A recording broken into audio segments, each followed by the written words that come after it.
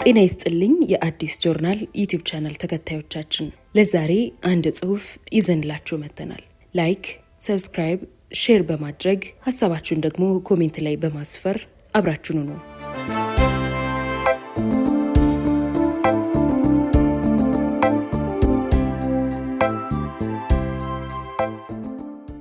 ኮሎኔል መንግስቱ ስልጣኑን እንዴት ያዙት? ከዘነበ ፈለቀ ነበር መጽሐፍ የተወሰደ።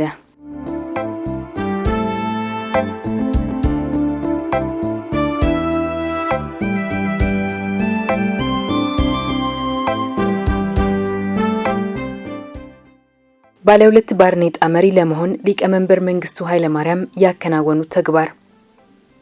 የሶማሊያ ወረራ ጦር መሸነፍ። 1970 ሊቀመንበር መንግስቱ በደርግ ውስጥና በደርግ ዙሪያ ይገኙ የነበሩ ተቀናቃኞቻቸውንና ተፎካካሪዎቻቸውን ሙሉ በሙሉ አንገት ያስደፉበት ወይንም ያስገበሩበት ዓመት ነበር። በተለይም ከህዳር ወር በኋላ አጠገባቸው የነበሩት ሌተናንት ኮሎኔል ተስፋዬ ገብረ መድህን፣ ሌተናንት ኮሎኔል ብርሃኑ ባይህ፣ ሌተናንት ኮሎኔል ፍስሐ ደስታ፣ ሌተናንት ኮሎኔል ሀዲስ ተድላ፣ ሌተናንት ኮሎኔል ደበላ ዴንሳ፣ ሌተናንት ኮሎኔል ተካቱሉ፣ ሌተናንት ኮሎኔል እንዳለ ተሰማ፣ ሌተናንት ኮሎኔል ውብሸት ደሴ፣ ሻምበል ፍቅረ ስላሴ ወግ ደረስ፣ መቶ አለቃ ለገሰ አስፋው፣ መቶ አለቃ ታምራት ፈረደና መቶ አለቃ ገሰሰ ወልደ ኪዳን ሁሉም የደርጉ ቋሚ ኮሚቴ አባላት ናቸው። እንዲሁም ጥቂት የማዕከላዊ ኮሚቴ አባላት ብቻ ነበሩ። እነዚህ ሰዎች እርሳቸው እየገነቡ ያሉትን የብጫ ስልጣን በተለያየ ምክንያት ለምን የሚሉ አይነቶች አልነበሩም። ሌተናንት ኮሎኔል ተስፋዬ ገብረ ኪዳንና ሌተናንት ኮሎኔል እንዳለ ተሰማ የቅርብ ጓደኞቻቸው በስልጣናት ላይ ቢቀመጡ ተጠቃሚ እንጂ ተጎጂ አልነበሩም። ሌተናንት ኮሎኔል ብርሃኑ ባይህ፣ ሌተናንት ኮሎኔል ፍስሐ ደስታ፣ ሌተናንት ኮሎኔል ሀዲስ ተድላ፣ ሌተናንት ኮሎኔል ተካቱሉ፣ ሌተናንት ኮሎኔል ውብሸት ደሴ፣ ሻምበል ፍቅረ ስላሴና መቶ አለቃ ገሰሰ ወልደ ኪዳን አቅም ካለው ማንንም ከበላያቸው ቢቀመጥ የተቃውሞ ድምጽ የማያሰሙ የላሙ ለዘብተኞች፣ ሌተናንት ኮሎኔል ደበላ ዴንሳ አንገታቸውን ቀብረው መኖር የሚሹ ብልጥ አድርባይ ነበሩ። የመቶ አለቃ ለገሰ አስፋውና መቶ አለቃ ታምራት ፈረደ ደግሞ ንጉስ ፈጥረው በከለላው ካደጉ በኋላ ብቅ የማለት ምኞት የነበራቸው ግልገል መሳፍንት አይነት ስለነበሩ ሊቀመንበር መንግስቱን ወደ ስልጣናት ማውጣት ዋና ተግባራቸው እንጂ ተቃዋሚ ሆነው የሚቆሙ አልነበሩም። በአጠቃላይ እነዚህ ሰዎች ሊቀመንበር መንግስቱ ያደረጉት የነበረውን ስልጣን የመጠቅለል እንቅስቃሴ እንዳይቃወሙ ከላይ የተጠቀሰው የየራሳቸው ባህሪ ቢገድባቸውም አንድ የሚያደርጋቸው የጋራ ምክንያት ግን ነበራቸው። ይኸውም 4 ዓመት ሙሉ ተራ በተራ ካጠገባቸው የተጠረጉትን ጓደኞቻቸውን በማስታወስ ቀጣዩ የኔ ተራ ቢሆንስ የሚል ፍርሃት ነበር። ከነዚህ ውጭ ያሉት ደግሞ ሀገሪቱ የተቃጣባትን የውጪ ወረራ ለመመለስ በተደረገው የሌት ተቀን ጥረት ሊቀመንበሩ መጠመዳቸውን በመመልከት ቅድሚያ ለውጪ ጠላት በሚል ዝንጋታና ይቅርታ ትተዋቸው ነበር። ለምሳሌ በሌተናንት ኮሎኔል አጥናፉ ላይ የወሰዱትን እርምጃ ከምስራቁ ጦርነት በኋላ ቢያደርጉት ኖሮ ያለ ጥርጥር ተቃዋሚያቸው ይበዛ ነበር። እርሳቸውም ይህንኑ በቅድሚያ አስተውለው ሰራዊቱን ለብርቱ መልሰው ማጥቃት ካዘጋጁትና ድል እንደሚያደርግም ካረጋገጡ በኋላ ምክትላቸውን አስወገዱ። ከዚያም የሶማሌን ወራሪ ጦር ወደ ማስወጣቱ ተግባር ዞሩ። ስለዚህ የቤተ መንግስቱ ድርጊታቸው በጦር ሜዳ ውጤት ተደናገዘ።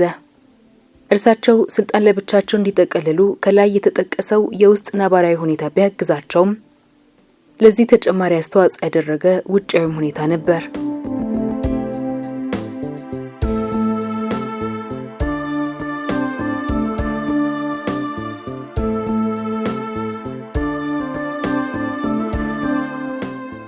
ይኸውም የሶማሊያ ወረራና የጸረ አንድነት ኃይላት ውጊያ መባባስ ኢማሌድሃ የቀረበለትን የውህደትና ስልጣን የመረከብ ጥያቄ ለመቀበል ዝግጁ አለመሆን፣ ኢህአፓ በሶማሊያ ወረራ ላይ የወሰደችው የተሳሳተ አቋምና በአቋሟ ምክንያት በህዝቡ ውስጥ ተቀባይነቷ እየቀነሰ መሄዱ፣ ድርጅታዊ አቋቋም መሰነጣጠቁ፣ መኢሶን ከትግሉ መድረክ ወርዶ ወደ ስደት መሄዱ፣ የጦር ኃይሉ የሀገርን ህልውና በመጠበቅ ውጊያ ላይ ሙሉ በሙሉ መጠመዱ፣ ሲቪሉም የሶማሊያ ወረራ ስላስቆጨው ይህንን ቁጭቱን የሚወጣለት መሪ መሻቱ እንዲሁም የጦር ኃይሉና የሚሊሻው ሰራዊት የሚያመጣውን የድል ብስራት ወደ መጠበቅ ማዘንበሉ ዋና ዋናዎቹ ሲሆኑ እርሳቸው በዚህ መሃል የህዝቡንም የጦር ኃይሉንም ትኩረት ሳይስቡ የስልጣን መጠቅለል ተግባራቸውን ማጠናቀቃቸው ነበር። ይህ ወቅት ስልጣን የጠቀለሉበት ብቻ አልነበረም፣ ወርቃማ ጊዜያቸው ነው ተብሎ ሊጠራ የሚገባው ነው። ምክንያቱም በዚህ ወቅት አብዛኛው የኢትዮጵያ ህዝብ ታዟቸው ነበር።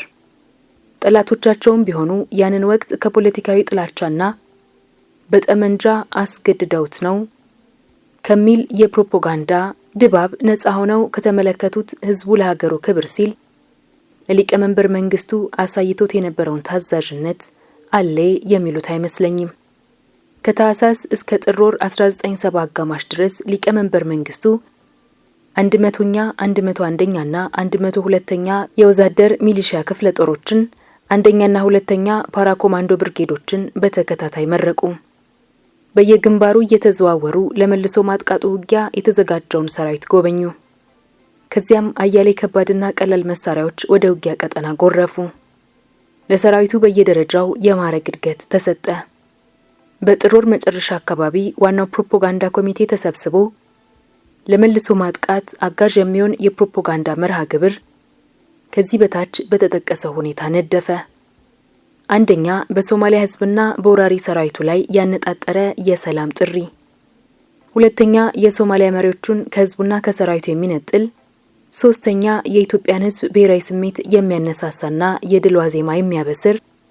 አራተኛ፣ የእኛን ሰራዊት የውጊያ መንፈስ የሚገነባ ጠንካራ ፕሮፓጋንዳ እንዲሰራና ለዚሁ ስራ ትራስ የሚሆን ሊቀመንበር መንግስቱ ሶማሊያ በኢትዮጵያ ላይ ስለፈጸመችው ወረራና በዚህች ሀገር ጠባጫሪ ባህሪ ምክንያት በአፍሪካ ቀንድ ላይ የተፈጠረውን አስጊ ሁኔታ ለኢትዮጵያ ህዝብና ለዓለም ህብረተሰብ እንዲያስተዋውቁ የኢትዮጵያ ህዝብ በየከተማው ሰላማዊ ሰልፍ እያደረገ በሶማሊያ መንግስት ላይ ተቃውሞን እንዲያሰማ ወራሪውን ሰራዊት ጠራርጎ ለማስወጣት ቆርጦ መነሳቱን እንዲገልጽ የፕሬስ ሳምንት መርሃ ግብር ተይዞ የሶማሊያ ወራሪ ያደረሰውን ጥፋት እንዲመለከቱ የውጭ ጋዜጠኞችን መጋበዝ፣ የመልሶ ማጥቃቱ ውጊያ ሲጀመር ለጥቂት ቀናት የሚቆይ የ24 ሰዓት የሬዲዮ ስርጭት እንዲኖር ምክር ተደረገ። ኮሚቴው በእነዚህ ነጥቦች ላይ ተወያይቶ የስራ ክፍፍል አደረገ። በዚህ መሰረት የኔ ድርሻ የመጀመሪያዎቹ 4 ነጥቦች ላይ ያተኮሩ ነበር። ከስብሰባው ማግስት ሊቀመንበር መንግስቱ አቶ በዓሉ ግርማንና እኔን ወደ ቢሮአቸው አስጠርተው በተሰጠን የስራ ድርሻ ላይ መደላደል የሚሆን ሰፊ ማብራሪያ ሰጡ። በመጨረሻም አቶ በዓሉ ኮሚቴ የነደፈውን መርሃ ግብር ከማቀናበር ኃላፊነቱ ጋር ደምሮ በሬዲዮና በቴሌቪዥን የሚሰራጨውን እኔ ደግሞ በጦር ግንባር መካሄድ ያለበትን ፕሮፓጋንዳ እንድናከናውንና ለስራችን አስፈላጊ የሚሆነውን ሁሉ በዝርዝር እንድናቀርብ ታዘዝን።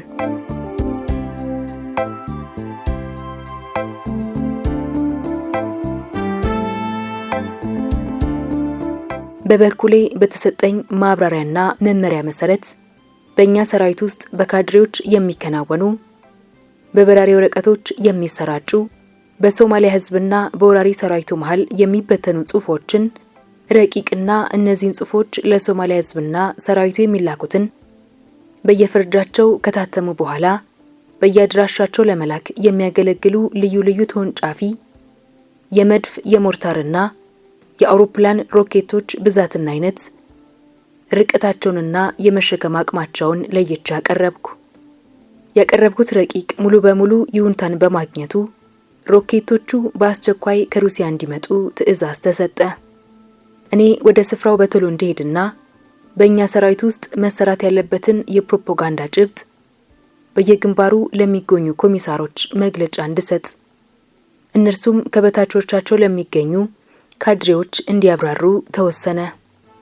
ሀረር ስደርስ የከተማዋ መሃል በሶማሊያ መድፍ እየተደበደበ ውጊያውም በሐኪም ጋራ ጥቂት ራቅ ብሎ በሚገኝ ስፍራ በኮምቦልቻ፣ በድሬ ጢያራ፣ በባቢሌ፣ በፈዲስ ወዘተ አካባቢዎች እየተካሄደ ነበር።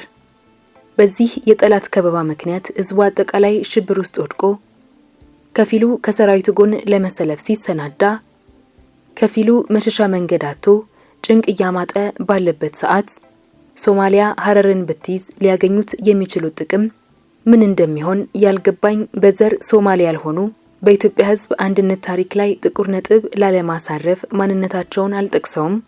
ነገር ግን በከተማዋ ከአናሳ የህብረተሰብ ክፍል ወገን የሆኑ በቁጥር ጥቂት የማይባሉ ግለሰቦች እገሌ ብሔረሰብን መቀበል አሁን ነው እያሉ ኮራሪው ጦር ጋር ለማበር ቋምጠው ሲጠብቁ በማየቴ ገረመኝ። በጣም ማዘንኩ። እነርሱ ከሶማሊያ ጦር ጋር ቢያብሩ ያንን ብሔረሰብ በምን ሁኔታ እንደሚበቀሉት እንብዛም አልገባኝም። ምናልባት ኮራሪው ጦር ጋር በመሆን አጠገባቸው የሚገኙትን የዚያን ብሔረሰቦች ወገን ከማስጨፍጨፍ የዘለለ ተግባር አያከናውኑ ይሆናል ብዬ እገምታለሁ። የሶማሊያ ጦር እንኳንም ሐረር አልገባ፣ እንኳንም ይህ እኩይ ምኞታቸው አልተሳካ። ምክንያቱም ወራሪው ጦር እዚያ መቆየት የሚችለው ለጥቂት ጊዜ ነበርና ነው። ከዚያ በኋላ ምን ይኮን ነበር? ጥላትህን ወደ ቁልቁለት አታባረው፣ የተመለሰብህ እንደሆነ መሸሻህ ዳገት ይሆንብሃልና እንዲሉ በጥቂት ቀናት ውስጥ የሚበተኑ የፕሮፓጋንዳ ጽሑፎችን አሳትሜ አጠናቀቅኩ። ከሩሲያ እንዲመጡልኝ የታዘዙት ሮኬቶች በትክክለኛው ሰዓት ደረሱልኝ። እንደ አይነታቸው የርቀት ሰንጠረዣቸውን አስልቼ ወይንም ቀምሬ አዘጋጀው።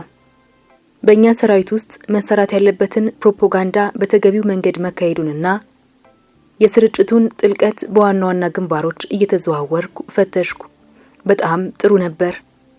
ከዚህ በኋላ በሶማሊያ ወራሪ ጦር የሚላኩ በራሪ ወረቀቶችን በ122 ሚሜ መድፎችና በ81 ሚሜ ሞርታሮች ሮኬቶች እንዲሁም ለሶማሊያ ሕዝብ የሚላኩትን በአውሮፕላን ሮኬቶች እንዲወነጨፉ ተደረገ። ይህ ተግባር የማጥቃቱ ውጊያ እስከ ጀመረ ድረስ በተከታታይ ተሰርቷል። ተጨባጭ ውጤትም አስገኝቷል።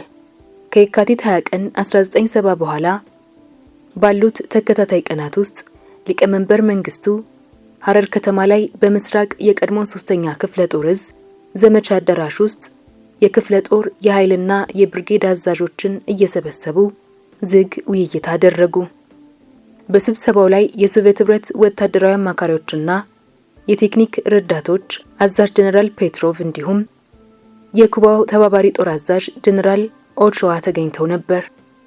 ይህ የመልሶ ማጥቃት ውጊያው የሚጀመርበት ጊዜ መቅረቡን የሚያመለክት ነበር። ጀነራል ፔትሮቭ የበላይነት ትምክህት የሚታይበት በእኛ ጦር መኮንኖች ችሎታ ላይ ንቀት የነበረው በአንዳንድ ሁኔታ ኢትዮጵያን ለመግዛት የፕሬዝዳንት ብሬዥኔቭ እንደራሴ ሆኖ የመጣ ያህል የሚሰማው ሲሆን ወታደራዊ ችሎታው ግን ግሩም ነበር።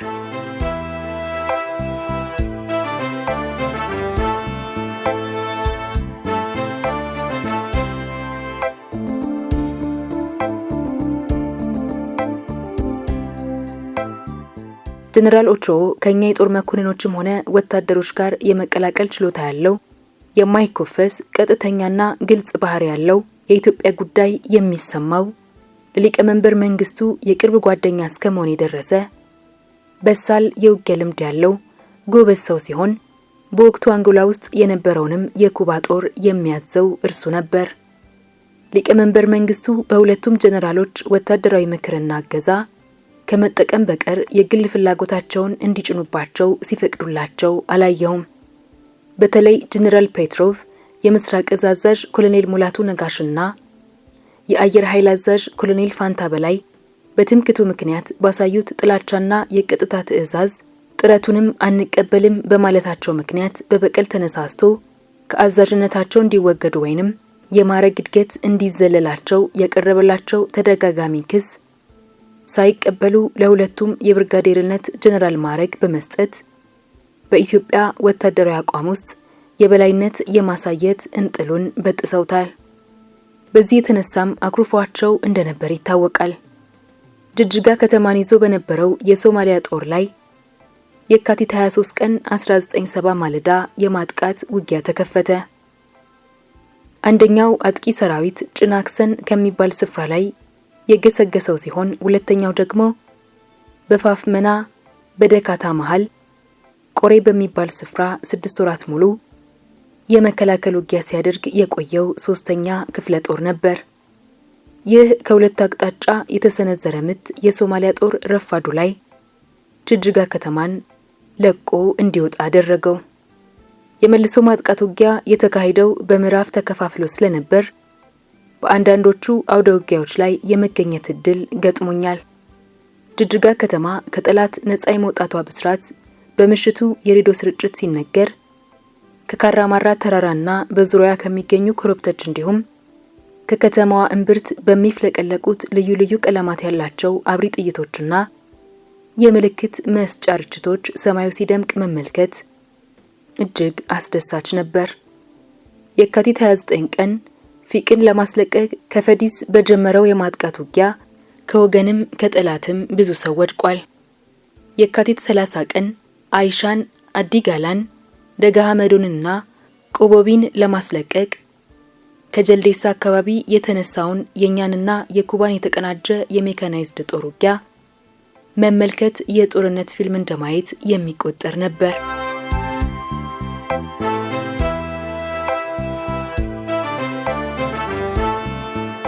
ሰራዊታችን በየአቅጣጫው መገስገሱን ቀጥሎ መጋቢት 4 ቀን ቆራሄን፣ ሰገግንና ቀብሪ ዳሃርን፣ መጋቢት 5 ቀን ዋርዴርንና ወልወልን፣ መጋቢት 7 ቀን ጉዴንና ሌሎችንም በምስራቅና በምስራቃዊ ደቡብ የሚገኙ አካባቢዎችን አንድም መካች የጠላት ጦር ሳይገጥመው በቁጥጥር ስር መዋል መቻሉ መልካም አጋጣሚ ቢሆንም የጠላት ጦር በጉዴ ላይ ያደረሰው ጥፋት መመልከት ደግሞ እጅግ የሚያስቆጭና እልህ የሚያስይዝ ነበር።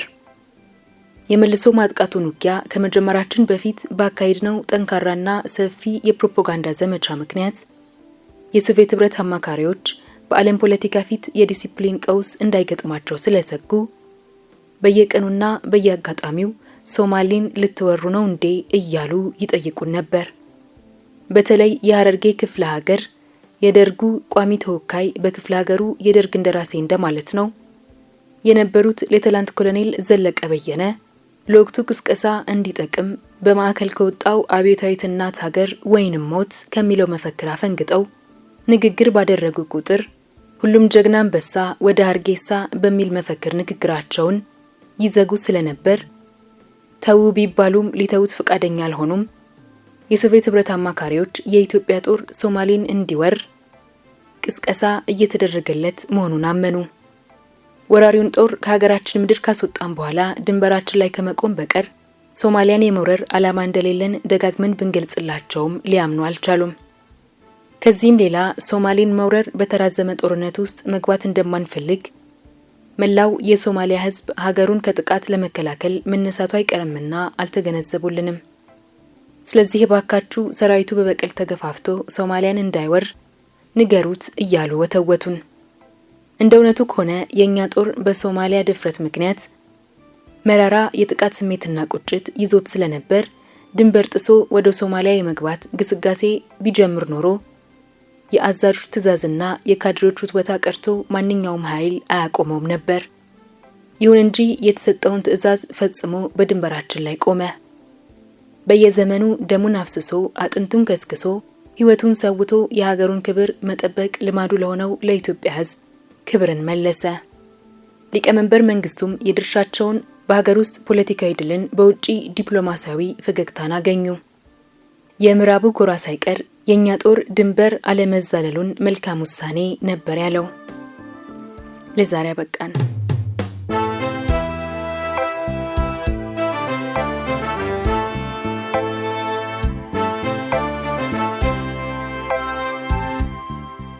የዛሬ ታሪካችን እንዴት ነበር? ከወደዳችሁት ላይክ አድርጉ። ሐሳባችሁን ኮሜንት ላይ አስቀምጡልን። ሰብስክራይብ ማድረጋችሁንም እንዳትረሱ።